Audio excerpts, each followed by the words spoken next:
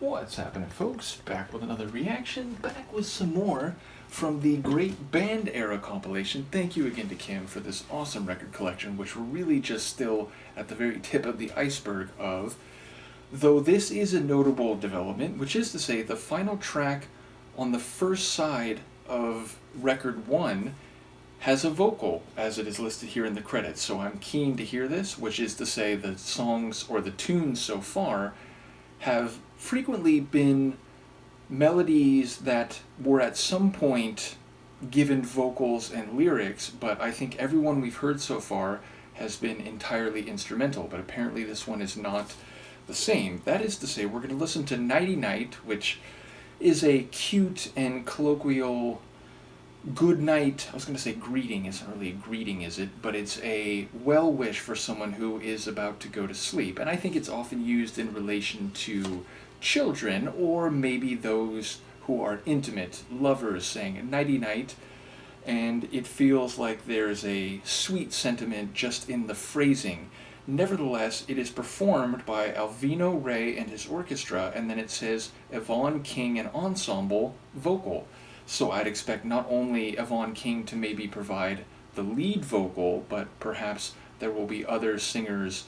Though I suppose I might expect it to say Yvonne King and chorus, or choral ensemble. Either way, we'll see what it is in practice. But yes, my understanding based on this is that we will actually hear voices, and I wonder if it'll have lyrics or if it will be more just the title phrase and some melodic singing. Let's give it a listen. This is as performed by Alvino Ray and his orchestra and Yvonne King and Ensemble, the tune Nighty Night, which, as I said, is the final track on side 1. Is this side 1? Yes, this is side 1. On the Great Band, is it Great Band Era? I'm already forgetting. Yes, the Great Band Era compilation, which is a 10-record compilation graciously provided by longtime friend and hero of the channel, Kim. Let me see if I can figure out where the record break is, or where the track break is. Okay.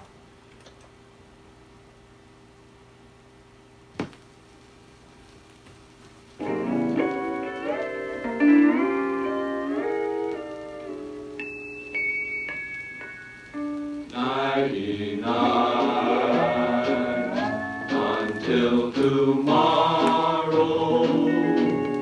Nighty night, oh what sweet sorrow to be parting, dear, from you, with a farewell kiss or two.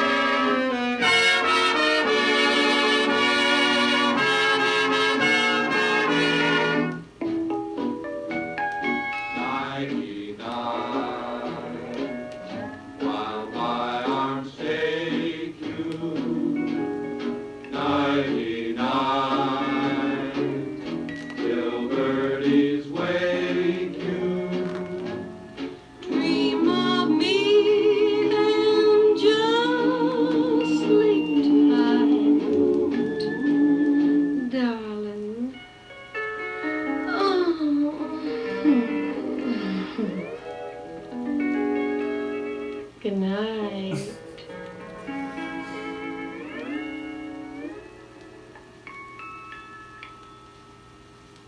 How beautiful.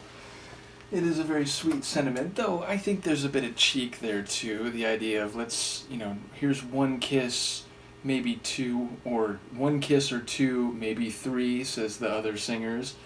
And it is, I think, between two lovers, and the sentiment that, it's a shame we have to say goodnight and we won't see each other, we won't be with each other until the morning, until tomorrow. But in the meantime, dream of me, and eventually birdies will wake us and we'll be together again. So, yeah, it's a very light and sweet sentiment, again, with a bit of comedy in there.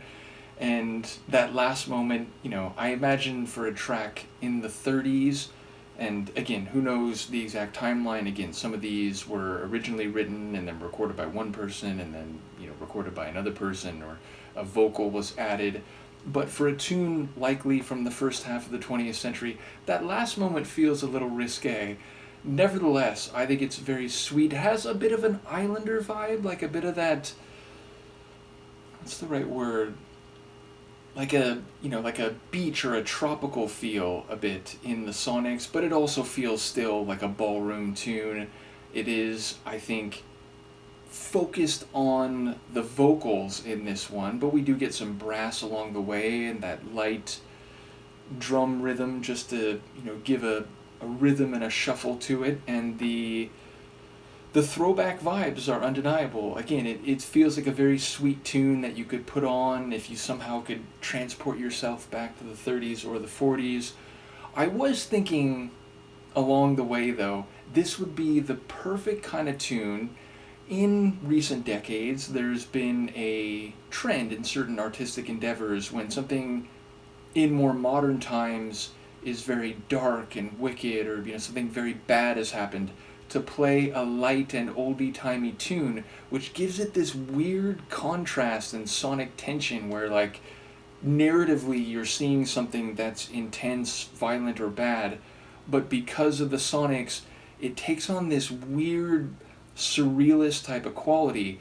And I was thinking of, like, a 1940s detective finding some grisly crime scene and this record playing in the background, which again would give it this weird contrast.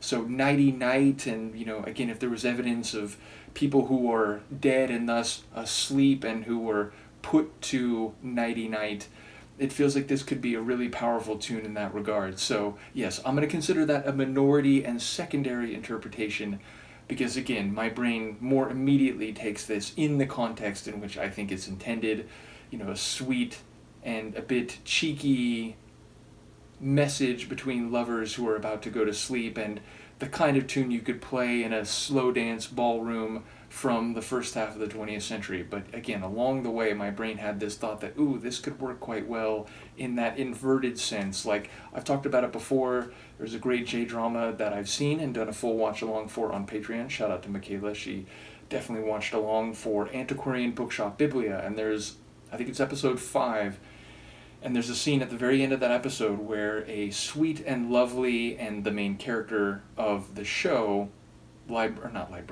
bookseller, is taking some books, and she's on this like steep set of stairs, and it's raining, and she has an umbrella so she can't really see in front of her, and she bends down to pick up a book that dropped, and she gets violently kicked down the stairs by someone whose identity you can't see the way it's framed.